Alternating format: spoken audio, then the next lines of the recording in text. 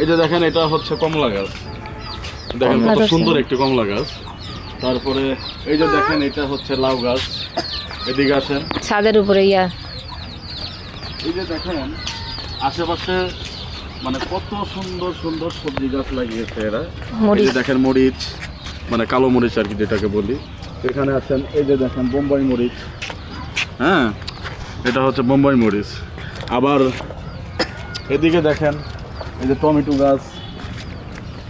তারপরে এদিকে আছে, আসেন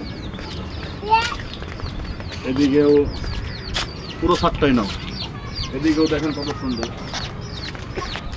এই যে দেখেন বেগুন গাছ, বেগুন হয়েছে।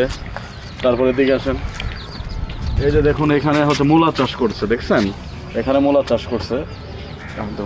তো আসলে সর্বোপরি এগুলো মানে একটা মানুষের সাথে যদি সবাই চাষ করে তাহলে মানে দেখতে খুব আপনার হচ্ছে চমৎকারও লাগে। এবং সর্বোপরি সব কিছু নিজেরা যদি আপনারা ওই বাড়ির ছাদে যদি সবাই এরকম আপনার সবজি চাষ করতে পারেন তাহলে আপনাদের মানে হচ্ছে খাওয়াটাও হবে, আবার দেখতেও ভালো হবে। আপনার হচ্ছে সবুজ সবুজ শ্বাস, আপনার হচ্ছে সবুজ শ্যামলি আসলে পুরো ছাদটা হতে ঘিরে যাবে।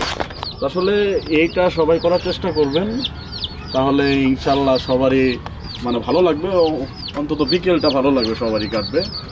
তো আজকে এই পর্যন্তই। আসসালামু আলাইকুম, সবাই ভালো থাকবেন।